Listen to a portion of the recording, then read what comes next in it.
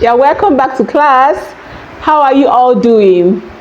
I hope you enjoyed the previous video that I have dropped on this particular play, Once Upon an Elephant. I hope you found it very helpful. I'm rooting for you. So today, we are diving into the play itself. But I would like us to pause for a moment and consider certain elements that make this play stand out. And the first element there is the playwright. First, why should we care about the playwright? Before we even touch the story, look at Bosede, Ademilua-Afolayan. She is not just a storyteller, she is a scholar of drama, especially African drama, oral traditions and political theatre. So what does that tell us? This play is not just entertainment, it is deliberately written to comment on society, especially politics and leadership in Africa. That already prepares us to read the play as a message, not just a story. What is the story really about? On the surface, the story is about a man, Olaniyonu, also known as Ajanaku, who becomes king, and then a manipulative figure, Serubawon, who helps him gain power. A kingdom that suffers under tyranny, rituals and sacrifices, and eventual justice. But if we stop there, we miss the point. Let's go deeper. This is not just a story about a king. It is a story about how power is gained, abused, and destroyed. Ask yourself, why is Ajanaku made king when the real king is still alive? Why do people allow it? Who benefits? These are political questions. The elephant and the tortoise, and why they matter. The play is based on a Yoruba folktale, elephant, also called Ajanaku, who represents strength, pride, and arrogance. And then you have the tortoise, that is represented by Serubawon, cunning, manipulative, and highly intelligent. This is very important. Ajanaku is not just powerful on his own. Serubawon is not king, but he controls power. So, what is the playwright suggesting? Bad leadership is not just about the leader, it's also about the people behind the leader. This is a key idea for your exams. The big thing here is the dictatorship, and I will also add Sithitism. Now, this is where we must be very careful and honest. The text links Ajanaku to real African leaders like Idi Amin, Sani Abacha, Hosni Mubarak, but don't just memorize names. Understand the pattern. Leaders gain power, often unfairly, they refuse to leave, they rule through fear, the people suffer. Now, connect that to the play.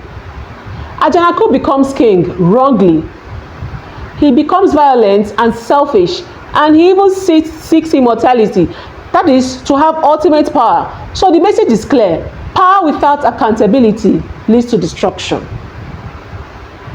A very disturbing but important element that we see here is that of ritual and sacrifice. Let us not forget this part. Let us not ignore this part.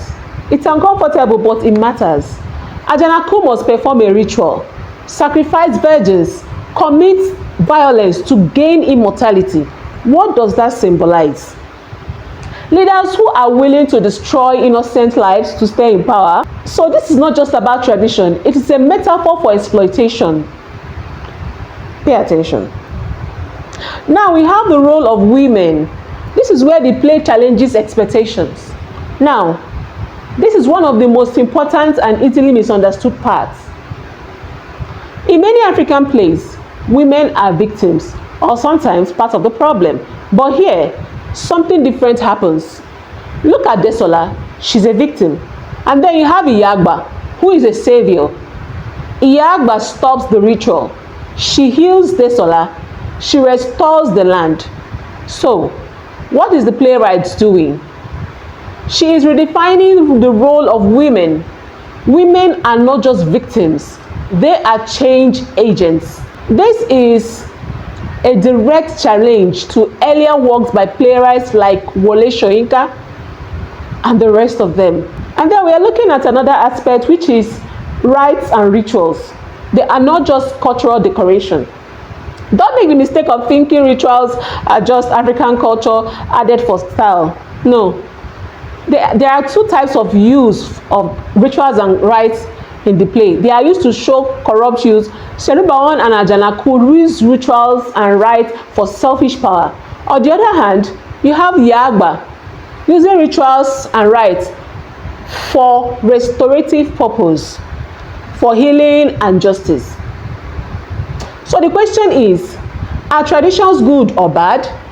And the answer is they are neutral. It depends on how humans use them. And then the ending part. What is the final lesson? Let's be precise. Ajanaku dies. Serubawan is exposed and he kills himself. The land is healed. This is not just a happy ending. It is a moral conclusion. Tyranny destroys itself.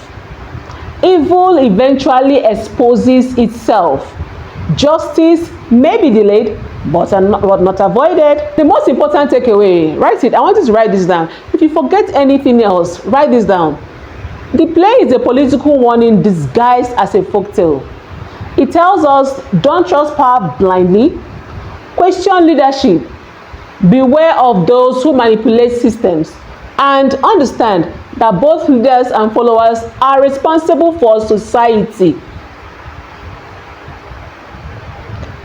So I have a final question for you. Think like an exam candidate. Is Ajanaku the real problem, or is Serubawan more dangerous? If you can answer these questions thoughtfully, you've understood the play at a high level. I hope you've had an impactful session today. I'm going to stop here, and we're going to see again when I will begin to analyze the play scene by scene. If this video has helped you, please subscribe, like, and share, and continue being your serious and committed self. Till we see again. Bye.